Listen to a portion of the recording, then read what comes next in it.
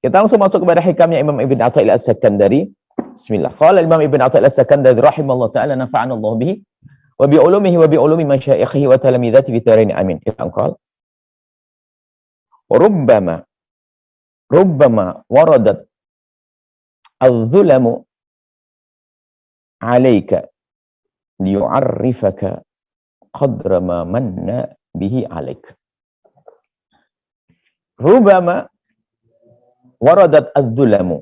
Al-dhulam, dhulmah, kegelapan. Rubbama waradat al-dhulamu 'alaika liyu'arrifaka qadra ma manna bihi 'alaik. Dhulam di sini adalah gelapnya kemaksiatan. Gelapnya kemaksiatan, dosa, pelanggaran kita, ada dhulam. Semua dari kita, yuk kita merenung. Imam Ibn Athaillah As-Sakandari menghadirkan hikmah ini untuk merenungi diri kita, bukan untuk nilai orang lain. Semua dari kita pernah melakukan kesalahan. Pada dasarnya memang sebisa mungkin kita menghindari kesalahan dan dosa. Jauhilah dosa sebisa mungkin. Akan tetapi, biarpun kita mencoba menghindar dari dosa, kadang kita masih kepleset dalam dosa. Nah, jika ada orang sudah menghindar dari dosa, lalu dia tidak terjerumus dari dosa, selesai kasusnya, kisahnya aman dia. Akan tetapi ada di antara kita, ada hamba yang sudah berusaha untuk menghindar dari dosa, kemudian terpeleset dalam dosa. Ini yang akan dimaksud. Yang dimaksud dalam hikmah ini jenis orang ini. Sudah berusaha menghindar dari dosa, akan tapi ternyata kemudian kepleset dalam dosa. Bukan yang satu lagi, orang yang memang pengen melakukan dosa semuanya sendiri. Kalau orang yang ini ada 3 tingkatan. Orang berusaha menghindar dari dosa dan dia tidak melakukan dosa, aman dia. Satu lagi ada orang dosa, nggak peduli dengan dosa. Sudah, berdosa pun tidak menyesal. Yang satu jelas dia adalah orang beruntung. Yang satu lagi adalah jelas dia adalah orang merugi. Melakukan dosa nggak pernah menyesal. Bahkan mungkin bangga dengan dosa-dosa. Bangga dengan dosa-dosa, na'udzubillah. Bahkan berdosa di malam hari, ceritakan di siang hari. Tanda tidak diampuni oleh Allah adalah kalau orang berbangga dengan dosa. Ini orang ketiga ini nggak kita bahas. Yang kita bahas ini adalah bentuk orang yang kedua ini. Sudah berusaha untuk menghindar dari dosa. Dan kita semuanya berusaha menghindari dari dosa kan. Cuman kadang ada kekuatan godaan. Lingkungan, pergaulan dan sebagainya. Subhanallah. Akhirnya mata melihat yang haram. Lisan berucap yang haram dan dosa-dosa yang lainnya. Nah, di saat seorang hamba melakukan dosa, dia itu golongan yang selamat tadi atau ternyata golongan yang hancur tadi. Yuk kita renungi diri kita sendiri. Ibn Athaillah As-Sakandari mengatakan bahasanya, rubbama waradat ad-dhulamu 'alaik. Kadang waradat itu datang, tiba, menimpamu ad-dhulam itu kegelapan dosa-dosa kepadamu. Kadang ada dosa-dosa dilakukan oleh seorang hamba dan Allah menghendaki itu. Ternyata di balik dosa ini liyu'arrifaka, Allah ingin memberikan tahu kepadamu karena dosa-dosa itu qadra ma manna bihi 'alaika, agungnya kadar apa yang Allah karuniakan kepadamu dari kebaikan, dari kenikmatan kebaikan. Coba kita renungi. Di saat seorang hamba melakukan dosa, tidak usah melihat orang lain, kita sendiri melakukan dosa. Repotnya manusia itu apa? Berdosa nggak merasa berdosa. Dosa yang paling dosa itu orang berdosa tidak pernah merasa dosa. Ini repot. Ulama bicara tentang dosa, ngurusi dosanya orang. Ini bencana. Dosaku. Hari ini saya nonton apa? Hari ini saya ngelihat apa? Saya ngomong apa? Bukan ngurusi orang. Kuping kita yang paling pertama dengar ya ini yang ngomong. Ini tolong biasakan semua pesan-pesan dari Allah, Rasulnya, ulama.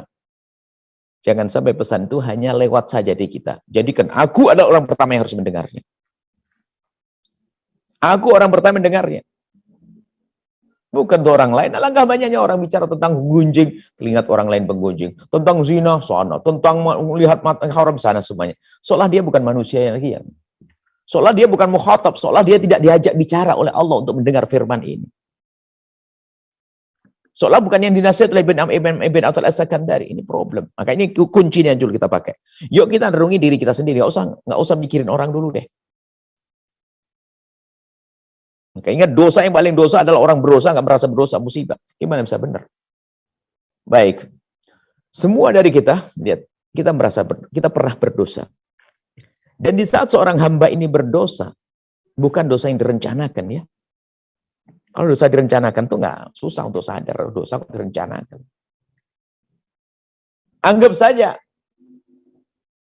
merencanakan dosa, ya kesalahan, merencanakan dosa, tapi sekarang rasanya setelah berdosa itu apa? Ini bahas. Rumba mordat ad-dulamu.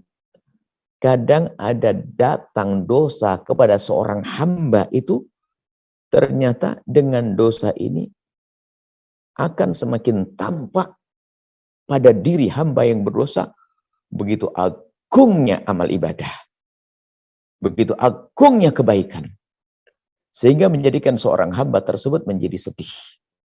Kenapa aku tidak berbuat baik? Kenapa aku melakukan dosa? Nah ini. Jadi artinya apa? Yuk kita koreksi diri kita sendiri. Tanda kita ini orang yang selamat di saat berdosa, bukan tidak berdosa. Lihat dalam Al-Quran sendiri kan disebutkan, wasari'u ila magfiratin min rabbikum wa jannatin 'arduha as-samawati wal ardu 'iddat lil muttaqin. Lihat, surga. Bergegaslah untuk mendapatkan surga dan pengampunan Allah yang telah disiapkan untuk orang bertakwa. Orang bertakwa macam-macam. Ladzina yunfikuna fis-sarra'i wad-dharra'i wal kadhibina al-ghaidha wal 'afina 'anil nasi wallahu yuhibbul muhsinin. Berbuat baik ya. Tapi ada tambahan ayat berikutnya. Alladzina idza fa'alu fahishatan aw dhalamu anfusahum. Jadi orang bertakwa ahli surga adalah termasuk di dalamnya orang yang pernah melakukan dosa. Tapi di saat dia melakukan dosa itu bergegas, zakarullah, ingat Allah, memohon ampun kepada Allah, karena dia tahu bahasanya tidak ada yang mengampuni kecuali Allah. Dan di sana ada lagi, innallaha yuhibbut tawwabin, Allah senang dengan orang bertobat. Dan Nabi menyebutkan at-taibu minadz dzambi kaman la dzambala, orang bertobat dari dosa seperti orang tidak pernah berdosa. Kalau kita membahas orang yang tidak pernah berdosa, kita nggak masuk di dalam bahasan ini. Nabi yang tidak pernah berdosa. Tapi yuk kita membahas kita ini yang pernah berdosa. Apa yang kita lakukan setelah kita berdosa? Bukan apa yang kita lakukan saja. Apa yang kita rasakan di saat kita ingat dengan dosa-dosa kita. Apa yang ada di hati kita? Istighfar sudah banyak kita baca. Tapi berapa kali di saat kita baca istighfar, mungkin 1000 istighfar yang kita baca. Dari 1000 istighfar, berapa kali istighfar yang kita baca dengan penuh kesadaran kalau kita berdosa? Atau yang kita ingat hanya hitungan istighfar saja, belum 1000? Bukan kita mengingat dosa kita dengan mata kita. Tadi di jalan aku melihat yang haram. Makananku pun belum jelas. Ayo. Dari 1000 istighfar yang kita baca, berapa kali hadir kesadaran kalau kita pernah berdosa? Meningkat lagi. Setelah kita sadar kalau kita berdosa, berapa kali kita tuh menitikkan air mata karena dosa? Air mata penyesalan.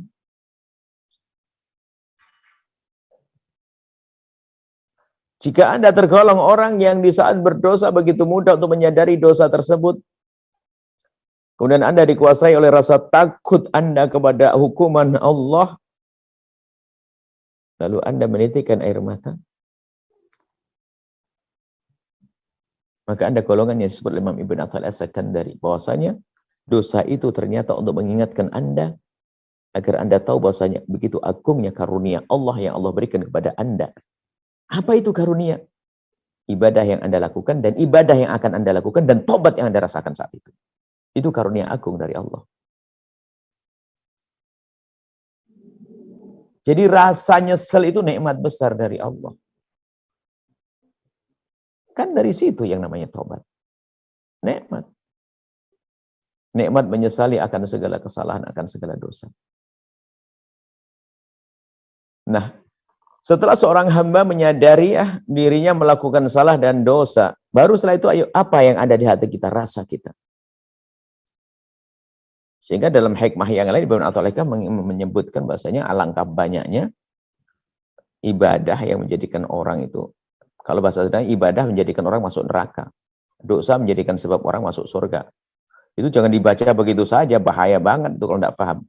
Ibadah yang menjadikan orang sombong, merasa sudah punya surga, sehingga itu yang menjadikan ibadah masuk neraka. Tapi ada dosa yang menjadikan orang masuk surga, adalah dosa yang menjadikan dirinya menyesal. Dirinya menyesal karena dosa. Menitikkan air mata, memohon ampun kepada Allah, itu menjadikan orang dengan dosa masuk surga. Bukan, jangan salah paham, lalu yuk berbuat dosa saja biar masuk surga. Nggak ada, neraka nanti setelah dosa. Nah ini termasuk, ini makna yang dihadirkan Ibnu Athaillah As-Sakandari adalah, ada orang diberi Allah dengan kesalahan-kesalahan, dosa-dosa, ternyata Allah ingin menunjukkan kepada orang tersebut bahwasanya di sana adalah indahnya tobat. Indahnya mengadu kepada Allah. Indahnya memohon kepada Allah. Nah, ini penyesalan. Penyesalan. Dan ingat Allah Maha Pengampun. Sampai gelar-gelar mahbubiyah, gelar apa? Gelar agung sekali. Bagaimana mahbubiyah, maqam agung, maqam mahbubiyah. Maqam dicintai Allah. Innallaha yuhibbut tawwabin. Oh, Allah mencintai orang yang bertobat karena dosa. Dan memang tawwabin, memang tobat tidak semua karena dosa. Sehingga kalau kita membahas masalah kalimat tawwabin, itu dalam Al-Quran disebutkan bukan innallaha yuhibbut taibin, bukan orang yang bertobat begitu saja selesai, enggak. Tawwab, meningkatkan tingkat terus. Nah ini ada hubungannya ini. Orang yang dengan dosanya itu ternyata akan diangkat derajatnya oleh Allah, maka dia akan naik pangkat dengan kesadaran akan dosa. Sehingga orang bertobat dari dosa sendiri kan ada martabat-martabatnya. Ada orang menyesali dosa, orang bertobat dari dosa-dosa gede. Ini kebanyakan kita belum bisa tobat benar kecuali dosa gede lah. Ini kan lemah banget dasar. Alhamdulillah masih tobat. Setelah itu ada naik pangkat lagi. Bukan karena dosa gede. Dari dosa kecil saja sudah takutnya luar biasa. Istighfarnya banyak. Minta ampun kepada Allah dengan sesungguhnya. Ada martabat lain lagi adalah orang bertobat kepada Allah bukan karena dosa. Nabi istighfar setiap majelis tidak kurang dari 70 kali. Apa yang dilakukan Nabi hingga harus istighfar sebanyak itu? Nabi tidak punya dosa. Akan tapi ingat, orang besar akan selalu merasa bersalah biarpun dia tidak bersalah. Melakukan sholat, habis melakukan sholat, Nabi beristighfar. Ada apa? Bukankah sholat adalah pengabdian kita kepada Allah? Kenapa kok istighfar? Karena apa? Orang besar akan tetap merasa bersalah. Artinya apa? Ya Allah, aku sudah melakukan sholat, akan tapi aku belum bisa maksimal dengan sholatku. Kadang aku ingat itu ya Allah, kadang ini kurang masih, maka aku mohon ampun ya Allah. Jadi gitu, astagfirullahaladzim karena sholatku tidak khusyuk. Astagfirullahaladzim tadi ingat daganganku. Astagfirullahaladzim. Jadi dosanya bukan, istighfarnya bukan karena dosa kadang. Dan memahami istighfar bukan karena dosa itu mudah. Jadi orang jangan menganggap istighfar hanya karena dosa. Jadi tawab di sini kan tawab bukan tobat sekali. Tawab meningkatkan tingkat tobat. Ada seorang ibu yang biasa bangun malam hanya gara-gara malam itu tidak bangun malam, paginya nangis kok. Kenapa harus nangis? Bangun malam tahajudan tidak wajib kok. Hati Anda yang hidup sebetulnya Anda ya tidak wajib menolong tetangga sebelah itu. Karena itu adalah orang lain maksudnya. Tidak punya kewajiban apapun kecuali ya membantu saja. Rupanya pas dia perlu uang, tak tahu Anda nggak punya uang, Anda sedih, ya Allah, aku tidak bisa bantu. Anda sedih. Astagfirullah. Padahal bukan sebuah dosa. Kerinduan Anda untuk berbuat baik. Nah, rasa-rasa ini loh. Rasa-rasa ini yang menjadikan Anda terus naik pangkat. Ini yang diisyaratkan oleh Imam Ibn Athaillah As-Sakandari adalah kesalahan seorang hamba itu kadang menjadikan orang terus. Di saat dia merasa bersalah, kemudian ingat pengampunan Allah yang sangat agung, dia terus mendekat kepada Allah. Modal kesalahannya tadi. Astagfirullah.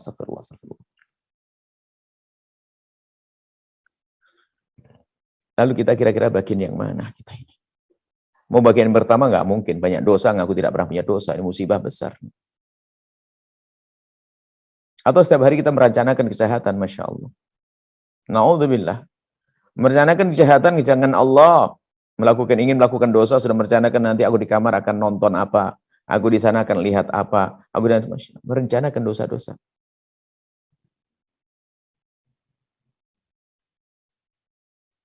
Sudah merencanakan ngambil harta saudaranya, rebutan waris, sudah sepikir matang-matang akan bohongi adiknya, abangnya selama. Golongan mana? Golongan 3, bukan masuk. Kita golongan ini, kita pernah bersalah. Akhirnya ternyata hidup hati kita. Hukuman disebutkan oleh para ahli tarbiyah. Hukuman yang paling mengerikan itu adalah jika orang itu melakukan salah oleh Allah tidak diberi kesadaran kalau dia bersalah.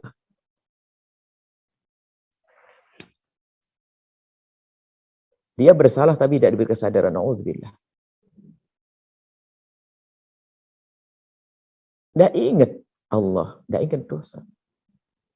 Sehingga perlu makanya sebetulnya memohon ampun itu juga nikmat besar. Dan kita diajarkan oleh Nabi untuk kita memohon, Allahumma a'inni ala dzikrik wa syukri wa husni ibadatik. A'inni ala dzikrik. Ya Allah, bantu kami ya Allah untuk bisa ingat kepadamu terus ya Allah. Apa sih susahnya istighfar? Coba. Semuanya hafal, astagfirullahaladzim, astagfirullahaladzim. 70 kali minimal setiap hari. Setiap hari 70 kali mah kecil, Pak.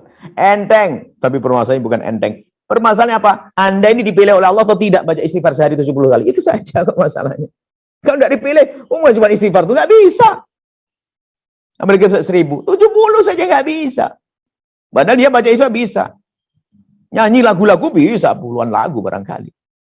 Cerita ngalor ngidul bisa, tapi nggak bisa istighfar karena dipilih oleh Allah. Bukan masalah berat ringannya, dipilih atau tidak dipilih oleh Allah. Maka yang dipilih yaitu ditunjukkan oleh Allah bahwasanya itu karunia agung. Sehingga diambil itu karunia. Dia beristighfar dengan penuh kekhusyuan. Astagfirullahaladzim. Astagfirullahaladzim. Menampun kepada Allah SWT. Setelah adanya dzulmah tadi. Gelapnya dosa dan sebagainya. Masya Allah. Semoga Allah memberikan kepada kita kesadaran akan kesalahan kita. Memberikan keinsyafan. Dan Allah mengampuni dosa kita. Dan semoga Allah membuka aib kita di mata kita sendiri. Biar kita mudah menyadari. Dan semoga Allah menutup kekurangan saudara-saudara kita dari mata kita. Dan semoga Allah menutup aib kita di mata hamba-hamba Allah. Tapi membuka aib kita di mata kita agar kita sadar kalau kita berdosa. Teramat banyak dosa yang kita lakukan. Saya tahu dosa mana ya Pak, ngobrol. Bahkan mungkin kalau ditanya semua dari kita ini. Kira-kira sekarang ada namanya apa? Alat rekod apa namanya? Ini apa alat rekod? Alat rekam. Ya pokoknya rekod sudah. Kira-kira siapa berani di antara kita besok pagi, hari ini malam ya. Besok malam jam begini akan pergi ke sebuah tempat. Tapi mulai hari ini, Anda sudah mulai direkam. Omongan Anda direkam mulai sekarang sampai besok sehari semalam. Berani tidak besok sehari semalam diperdengarkan kepada teman-teman semua. Digedekan. Dipasang rekod sekarang ngomong. Ayo, kira-kira berani itu tidak? Dipasang rekod, rekaman, baru besoknya diperdengarkan kepada teman-teman semuanya. Anaknya, istrinya, semuanya. Kalau belum berani, berarti yang ada kita sembunyikan. Sementara malaikat Raqib Atid tidak pernah lepas dari kita. Masa kita takut sama rekod, sama alat rekam. Semua amal kita sudah direkam. Alhamdulillah. Kita bisa saat ini bisa bergabung di acara mulia ini. Semoga ini adalah langkah-langkah awal untuk kita menjadi mulia yang sesungguhnya. Teramat banyak dosa. Kalau rubbama waradat ad-dulamu, rubbama waradat, rubbama kadang ini kan orang besar nih. Kalau kita kathurat, Oh, telah banyak, bukan rubbama. Pakai rubbama Imam Ibn Athaillah As-Sakandari kayaknya sopan banget beliau untuk ini. Rubbama kadang-kadang udah banyak ya Imam Ibn Athaillah As-Sakandari, banyak dosa-dosa datang kepada kami setiap saat. Sudah begitu jarang sadar lagi kita. Ada lagi yang perlu kita perhatikan. Menyadari bentuk dosa itu macam-macam. Dosa ngiri ada. Dosa dengki, dendam. Dosa ngiri tetangganya sukses marah. Kiai tetangganya lihat tetangga lain bikin pondok, kiai ngasut dengan kiai lain juga ada. Kiai dengan kiai ya kalah sama penjual buah itu jejer saja bisa tegur-negur. Apalagi ini hasut, rebutan waris, durhaka orang tua. Masya Allah. Kita perlu merinci, mendata dosa-dosa itu. Sebut dosa apa sih? Tinggal langsung kita list. Kalau aku list. Jangan-jangan kenal list semuanya kita. Durhaka orang tua, iya. Sama saudara nggak bener. Mata nggak dijaga. Lesan ngaco ngomongnya. Pergaulan, wah. Tapi ingat. Sebanyak apapun dosa yang kita lakukan. Kalau ternyata membuahkan rasa ini tadi. Tiba-tiba ada penyesalan, lihat. Itu berarti kita masih dimuliakan oleh Allah. Walladzina idza fa'alu fahishatan disebutin dalam Al-Quran buat zalim kepada dirinya, melakukan kekejian, melakukan dosa, tapi ternyata bergegas ingat kepada Allah. Maka dari itu siapapun Anda wahai pendosa, jangan putus asa, bergegaslah menuju pengampunan Allah, wasari'u ila maghfiratin min rabbikum, bergegaslah sebelum nyawa dicabut dari Anda, sebelum malaikat Israel datang mencabut nyawa Anda, bergegaslah.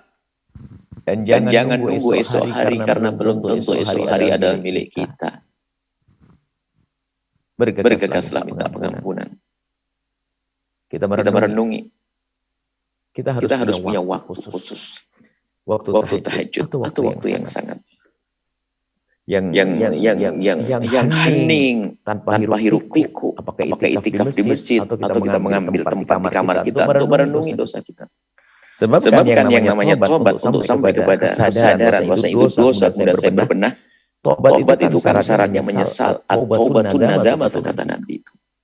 Yang enggak ada penyesalan enggak akan disebut sebagai tobat. At-taubatu an-nadamah, untuk orang bisa bertobat itu kalau memang ada penyesalan. Dan penyesalan itu tidak mungkin ada kecuali adanya kesadaran akan dosa. Dan kesadaran akan dosa tidak akan mungkin terjadi kecuali dia merenungi dosa-dosanya. Maka langkah awal kita merenungi dosa kita. Anda jualan di pasar. Bawa tasbih barangkali sambil subhanallah, astagfirullah. Tapi Anda karena kurang merenungi dosa, sebenarnya Anda baca tasbih begini, rupanya di depan sana ada orang jualan, hanya yang jualan itu pakai rok pendek, mohon maaf. Nah kita tidak sadar. Padahal kalau kita berpikir tinggal kita geser kursinya saja sudah nggak ngelihat. Kita perlu cerdas deh. Sambil mendoakan saja kalau ngerok pendek semoga Allah ampuni dia, semoga besok ini. Kita tidak merendahkan orang pakai rok pendek loh ya. Maksudnya di saat kita melihat mereka kan dosa. Cuman di saat kita tidak berpikir merenung kita sambil istighfar melakukan dosa. Tapi kalau cerdas, kita beres. Kita harus cerdas di rumah kita ini. Banyak kita perlu merenung.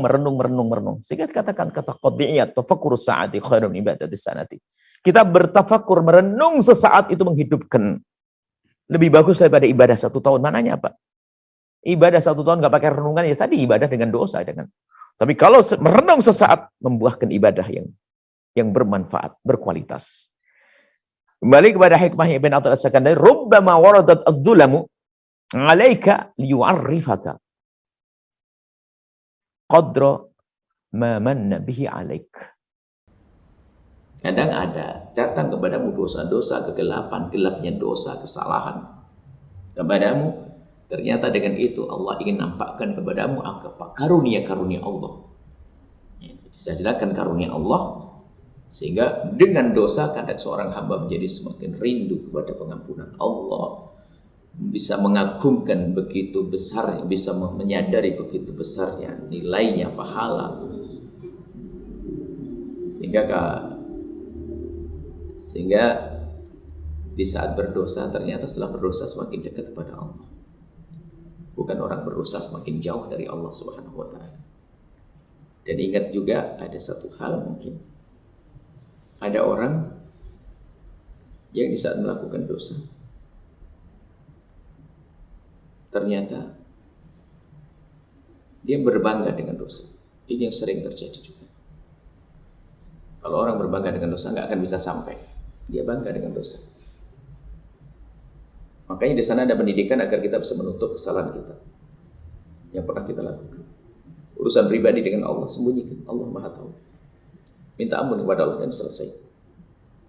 Dan semoga dosa yang pernah kita lakukan ini semua menjadi sebab kita sadar bahwasanya itu adalah mengundang murka Allah. Kemudian karena kita sadar itu mengundang murka Allah, kemudian menjadi kita semakin takut kepada Allah, sehingga di kedepan hari kita susah melakukan dosa dan mudah kita melakukan kebaikan-kebaikan. Wallahu a'lam bishawab. Setelah Anda menyaksikan video ini, jangan lupa berselawat kepada baginda Nabi Muhammad sallallahu alaihi wa alihi wasallam.